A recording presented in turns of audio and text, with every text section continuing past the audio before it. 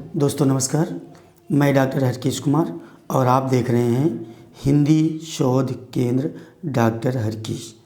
दोस्तों आपके लिए एक छोटा सा प्रश्न जिसका उत्तर इसी वीडियो में आपको अंत तक मिल जाएगा। प्रश्न है, भारतेंदु द्वारा स्थापित संस्थाएं एवं सभाएं। कवितावर्धनी सभा 1870 काशी। दूसरा, पेनी रीडिंग क्लब 1873। तदीय समाज 1873। इसकी स्थापना जो भारतेंदु जी ने की थी, क्यों की थी, इसका उत्तर आप कमेंट में बताइए और नहीं तो इसी वीडियो के अंत में मिल जाएगा। तो स्टार्ट करते हैं दोस्तों।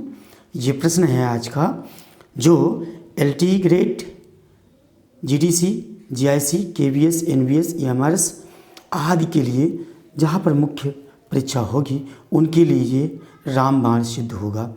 तो आज आधुनिक काल भारतेंदु युग भाग 2 चल रहा है। इसके पहले मैंने भाग 1 आपको भेज दिया है, कृपया जा कर के आप इसी चैनल पर देख सकते हैं। तो दोस्तों शुरू करते हैं। आज का प्रश्न हमारा है भारतेंदु युग की।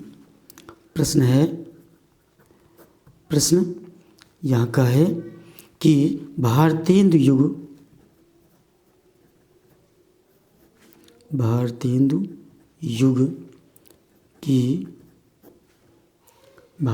युग की साहित्यिक प्रवृत्तियाँ। प्रश्न ध्यान से सुनिएगा। भारतेंदु युग की साहित्यिक प्रवृत्तियों है ना, कौन कौन सी हैं? साहित्यिक प्रवृत्तियों पर प्रकाश डालिए।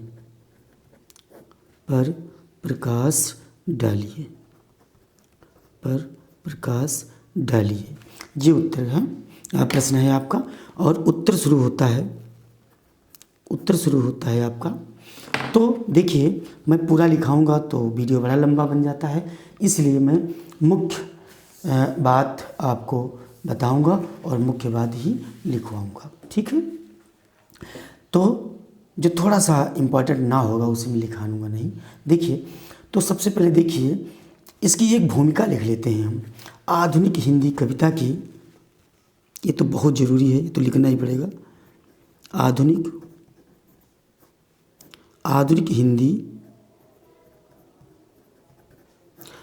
हिंदी कविता की प्रथम चरण को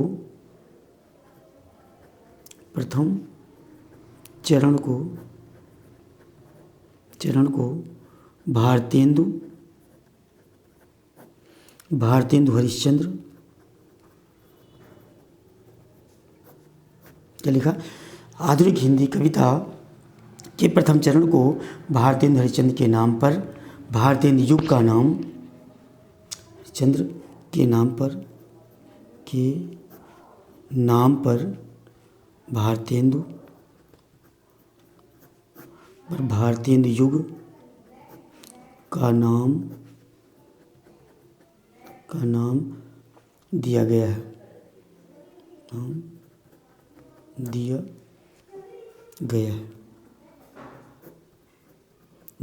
है। आधुनिक हिंदी कविता के प्रथम चरण को भारतेंदु हरिश्चंद्र के नाम पर भारतेंदु युग का नाम दिया गया है। नामकरण का आधार लिख दीजिए। नामकरण जो हुआ है भारतेंदु युग, नामकरण उसका आधार क्या था? तो नामकरण का आधार भारतेंदु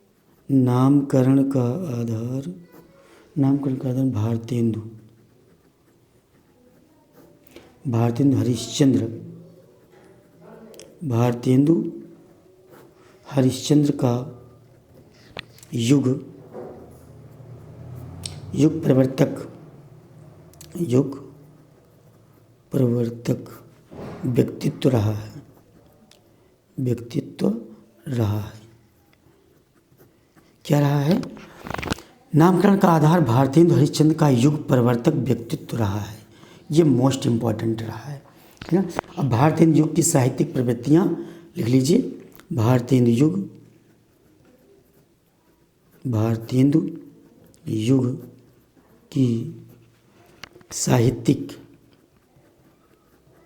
साहित्यिक प्रवृत्तियाँ, साहित्यिक प्रवृत्तियाँ, है ना, अग्रलिखित हैं, अग्रलिखित, अग्रलिखित हैं, अग्रलिखित हैं। दोस्तों पहला देखते हैं हम, सिंगारिकता की चेतना।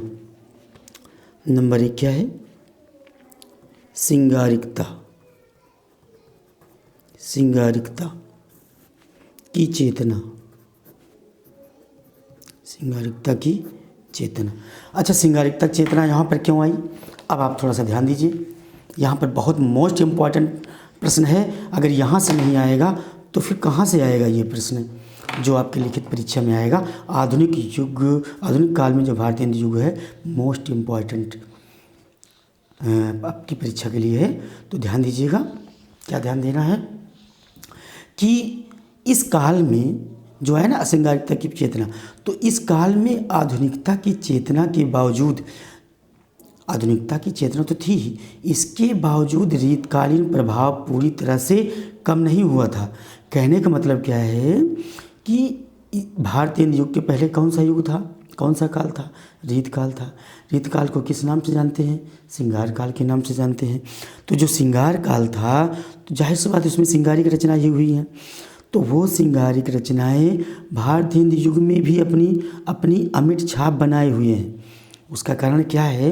क्योंकि जब कोई युग समाप्त होता है तो उसकी पूरी प्रवृत्तियाँ या पूरी विशेषताएं समाप्त नहीं हो जाती हैं, कुछ अपनी छाप या प्रभाव दूसरे युग में भी छोड़ जाती हैं।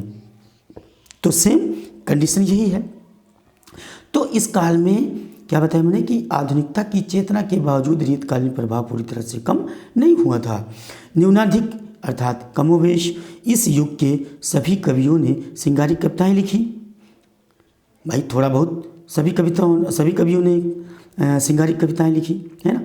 तो भारतीय हिंद की एक उदाहरण देखेंगे, वो प्रेम माधुरी से है। भारतीय हिंद की प्रेम माधुरी से जो प्रेम माधुरी काव्य संग्रह है, उससे एक सुंदर पंक्ति आपके समक्ष में प्रस्तुत करूंगा। देखिएगा, वो पंक्ति देखिएगा कहाँ? भारतीय हिंद की। देखिए आगे लिख लीजिएगा, जो मैंने बताया ना उसको आप स्वयं लिख लीजिएगा, कोई खास नहीं है। तो भारतीय हिंद की प्रेम माधुरी, प्रेम माधुरी, प्रेम माधुरी काव्य संग्रह से, काव्य संग्रह से एक पंक्ति आपके समक्ष प्रस्तुत करते हैं। और देखिएगा वो क्या है, मोस्ट इम्पॉर्टेंट ये पंक्तियां हैं। यह संग में, यह संग में, यह संग में लागिए, संग में लागिए डोले, डोले सदा। यह संग में लागिए डोले सदा, बिनु, बिनु देखे, बिनु देखे ना धीरज, धीरज मतलब धैर्य, ना बिन देखे न धीरज आनती हैं, आनती हैं, आनती हैं, है ना, आनती हैं। बाकी यहाँ देखिए थोड़ा सा छोड़ देंगे कुछ लाइनें और अंत की लाइन हम लिख लेते हैं। पिए प्यारे, पिए प्यारे और तिहारे निहारे बिना, पिए प्यारे तिहारे, पिए प्यारे तिहारे निहारे बिना, अखियाँ, अखियाँ दुखियाँ नहीं मानती हैं, अखियाँ दुखियाँ नहीं मानती हैं, नहीं मानती हैं, नहीं मानती हैं। दोस्तों एक बात आपको बताना ज़रूरी था कि जो स्टूडेंट, जो परीक्षार्थी अभी से ही लिखित परीक्षा की तैयारी कर रहे हैं अन्य एग्ज़ाम के लिए, जैसे जीडीसी वाला है, जेएससी वाला है, केवीएस, एनबीएस आदि के लिए है, तो कुछ लोग क्या कहते हैं कि अभी तो मेरा प्री ही नहीं निकला है ना, तो जब लिखित में जाएंगे तो तैयारी कर लेंगे। तब तक दोस्तों बहुत देर हो जाती है, कुछ बचता नहीं है अपने लिए, है ना। एक और उदाहरण देख लीजिए। तो जो बच्चे तैयारी कर रहे हैं वो लगातार दोनों की तैयारी एक साथ कर रहे हैं। एक और उदाहरण देख लीजिए श्रृंगार का, तरन तनुजा तट तमाल तरुवर बहुछाई, तरनी तनुजा, तनुजा तट, है ना, तरन तनुजा तट तमाल तरुवर बहुछाए, है ना। और क्या है, झुके कूल सो जल परसन हित मनहु सुहाए, झुके कूल सो जल परसन हित मनहु सुहाए। इसको लिख ले क्या है तो, नहीं तो छोड़ दे।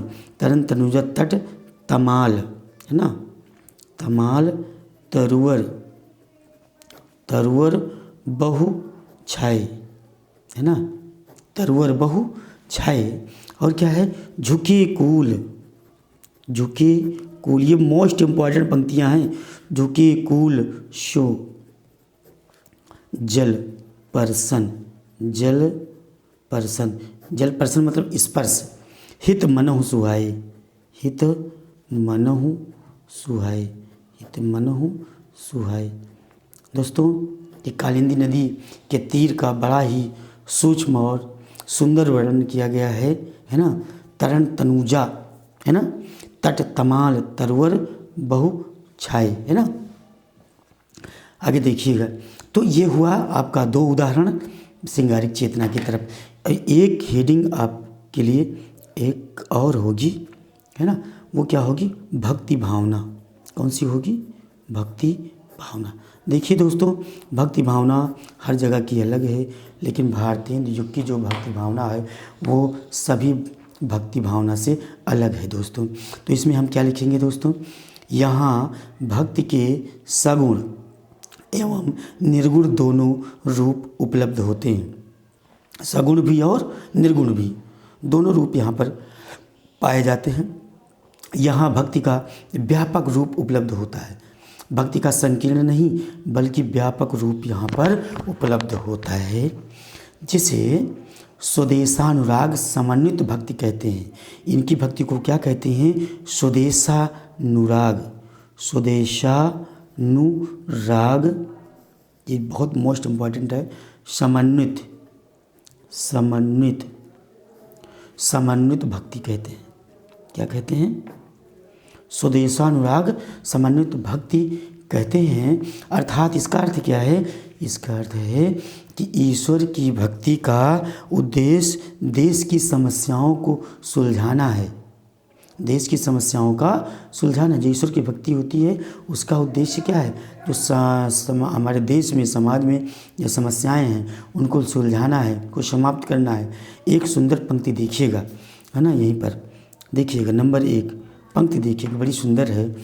श्री राधा माधव, श्री राधा माधव, श्री राधा माधव युगल, श्री राधा माधव युगल चरण रस का, चरण रस का अपने को मस्त बना। युगल चरण रस का, युगल चरण रस का अपने को क्या बना, मस्त बना। क्या बना, मस्त बना। और क्या है, दूसरी पंक्तियाँ, पी प्याला भर भर कर, पी प्याला भर भर कर, पी प्याला भर भर कर, पी प्याला भर भर कर कुछ इस मय, कुछ इसमय। दोस्तों ये मय है, मय का अर्थ क्या है जरा बताइएगा, ठीक है, जो पीते हैं वो पक्का उनको पता होगा। कुछ इसमय का भी देख मजा, देख मजा। दोस्तों मजाक में मैंने कहा है ना। ये पंक्तियाँ दोस्तों किसकी हैं, भारतेंदु की हैं। किसकी हैं, भारतेंदु की हैं, है ना। ये किसकी हैं, भारतेंदु की हैं। इसके पहले जो है वो भी आप जानते हैं भारतेंदु की प्रेम माधुरी से हैं, है ना। तो आपने देखा भक्ति भावना सुंदर सी है, इसका कमेंट में करिएगा मय का अर्थ क्या है दोस्तों। तो सुदेशानुराग समन्वित तो भक्ति भावना है। श्री राधा माधव युगल चरण रस का अपने को मस्त बना, पी प्याला भर भर कर कुछ इस मय का भी देख मजा। तो दोस्तों जी आपका 2 हेडिंग कंप्लीट हो गई। अब तीसरी हेडिंग की तरफ हम बढ़ते हैं। एक उदाहरण और लिख लेते हैं, है ना। एक उदाहरण इसमें से हम भक्ति भावना से एक उदाहरण और लिख लेते हैं दोस्तों। लिखते हैं मेरे तो राधा, मेरे तो साधन, देखिए मेरे तो साधन, मेरे तो साधन, कौन साधन? एक ही है, एक ही है। कौन साधन एक ही है? जगनंद लला, जगनंद लला, जगनंद लला और वृषभानु दुलारी, वृषभानु दुलारी, है ना। मेरे तो साधन एक ही हैं, जगनंद लला वृषभानु दुलारी, है ना। बहुत सुंदर कविता है। तो ये 2 उदाहरण आपके लिए पर्याप्त हैं भक्ति भावना दिखाने के लिए कि इस युग में स्वदेशानुराग भक्ति भावना रही है और यहाँ की जो भक्ति थी वो संकीर्ण नहीं थी बल्कि विस्तृत थी, है ना, विस्तृत थी, संकीर्ण नहीं थी। केवल भक्ति भावना भगवान तक सीमित नहीं थी बल्कि समाज तक भी यह फैल गया था। तो दोस्तों ये आपने देखा और अगली पंक्ति की अगली हेडिंग की तरफ हम बढ़ेंगे और तीसरी हेडिंग ले लेंगे सामाजिक समस्या। और लेंगे दोस्तों सामाजिक समस्या। कौन सी समस्या? सामाजिक समस्या। सामाजिक समस्याओं या समस्याओं, ऐसे लिख लीजिए, समस्याओं का चित्रण, ये भी हेडिंग हो सकती है ना। और एक हेडिंग और बताते हैं, सामाजिक समस्याओं का चित्रण हो सकता है। और क्या हो सकता है? जो भक्ति भावना है, भक्ति भावना में इसको ये हेडिंग आपको ऐसे भी कर सकते हो और नहीं तो राष्ट्रीय चेतना भी कर सकते हो। यहाँ पर राष्ट्रीय चेतना भी कर सकते हो, कोई बात नहीं, चल जाएगा। राष्ट्रीय चेतना भी हो सकता है ना। और इसी को देशभक्ति भी कह सकते हो, क्योंकि देशभक्ति ही है, जो भक्ति है वो देशभक्ति की ओर उन्मुख है ना। और भक्ति भावना तो वही है। तो ये दोस्तों ये भी हेडिंग बन जाएगी, आपको कोई दिक्कत की बात नहीं है, ठीक है। सामाजिक समस्याओं का चित्रण किस प्रकार से हुआ है? तो दोस्तों देखेंगे इस युग का साहित्य जनजीवन से जुड़ा हुआ है, अतः इसमें नारी शिक्षा, विधवा समस्या, बाल विवाह, धार्मिक संकीर्णता जैसे ज्वलंत विषयों पर कवियों की दृष्टि गई है।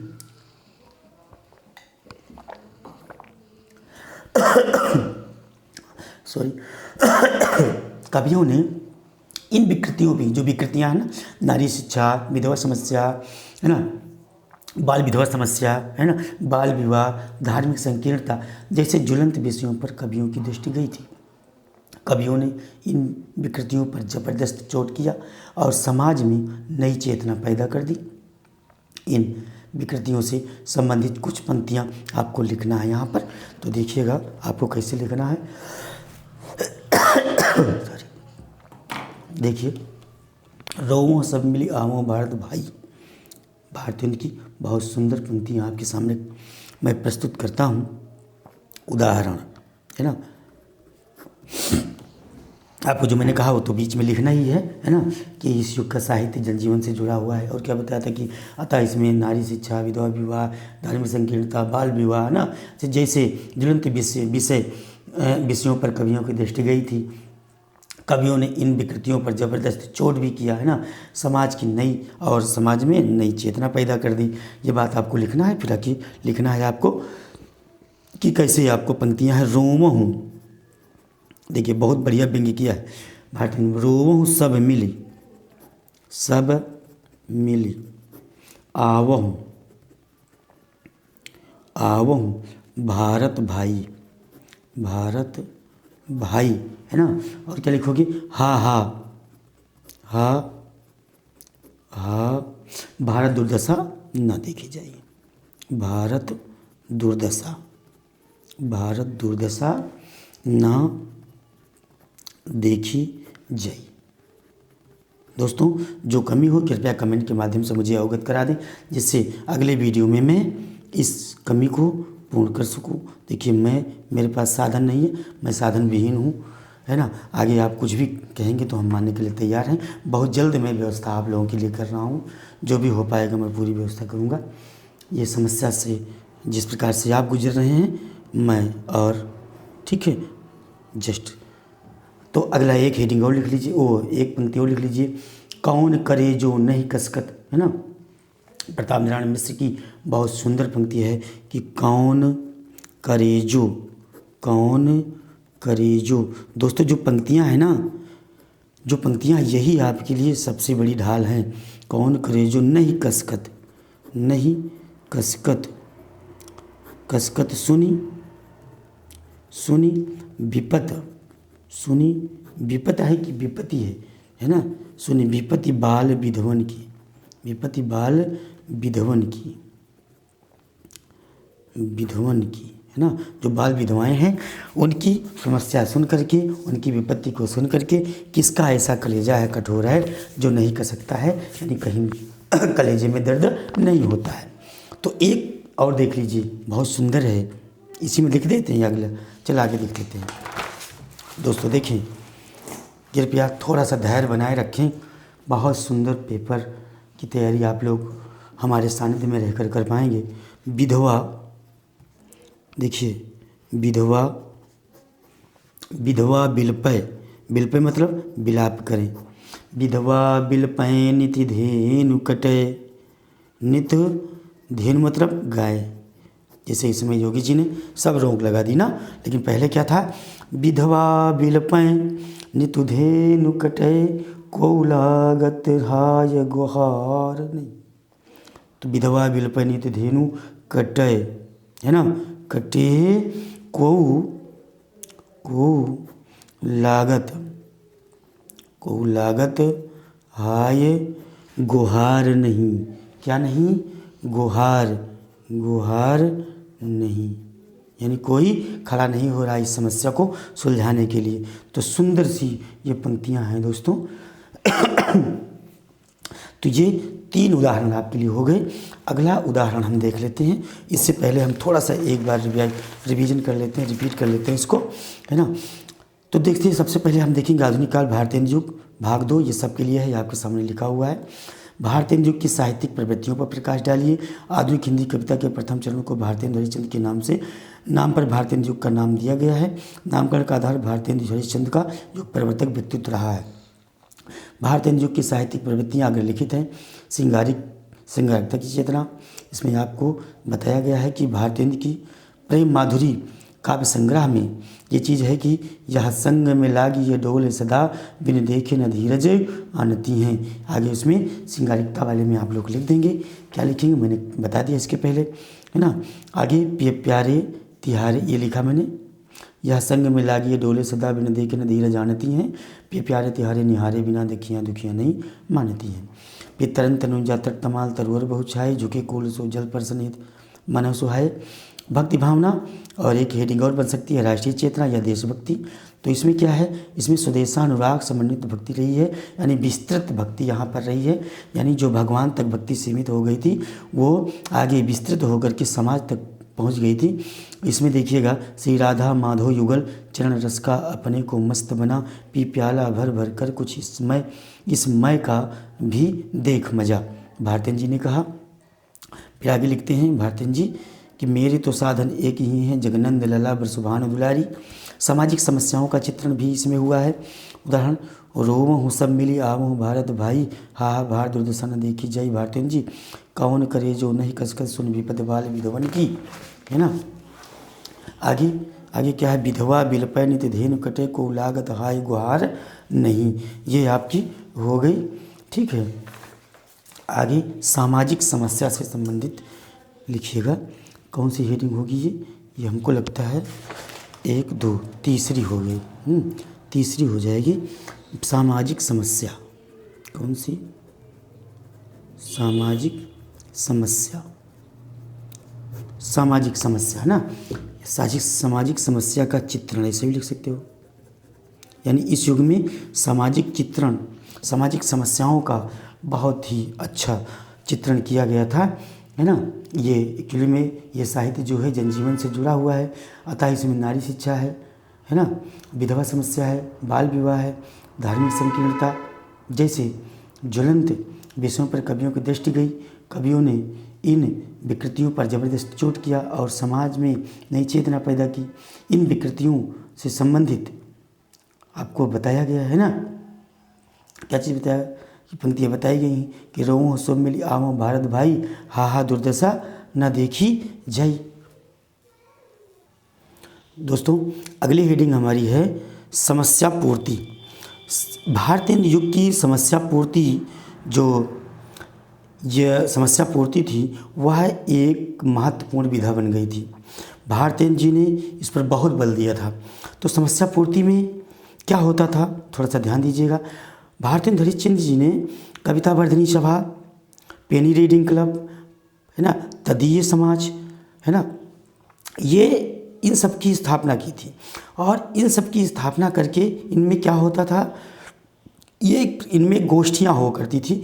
बहुत सारे कवियों को बुला करके गोष्ठियाँ की जाती थी। और इसमें क्या होता था कि इसमें सबसे पहले एक विषय तय कर लिया जाता था। कोई विषय, मान लिया सामाजिक समस्या ले लिया गया, तो सामाजिक समस्या ले करके इसमें क्या किया जाता था कि इसकी पहले विषय तय किया गया, उसके पश्चात अंतिम पंक्ति तय होती थी। अंतिम पंक्ति तय होती थी और तय होने के बाद कवि अपनी प्रतिभा से उससे पहले की जो पंक्ति होनी चाहिए वो लिखते थे। और इस लेखन को आशु लेखन कहा जाता था और इसकी पूर्ति करना समस्या पूर्ति कहलाती थी। अभी आपके समक्ष मैं प्रस्तुत करता हूँ कि समस्या पूर्ति कैसे होती थी, है ना। बात को समझिए।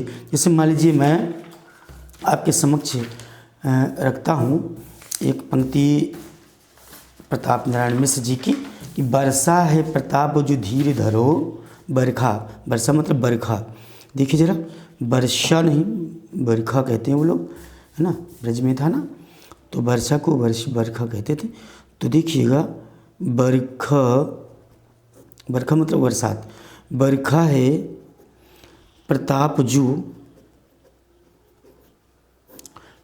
जो धीर धरो, वो ध्यान से समझिएगा, धरो अब लो मन को, अब लो मन को समझायो जहाँ,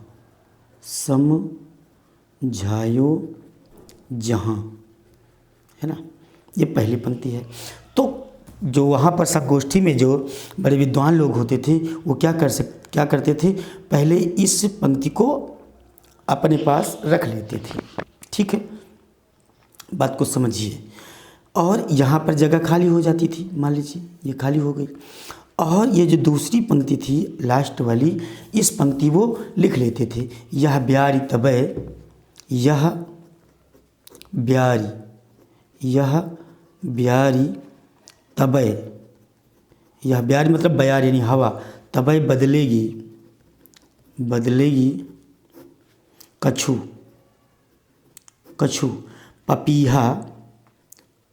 पपीहा जब पूछी हैं,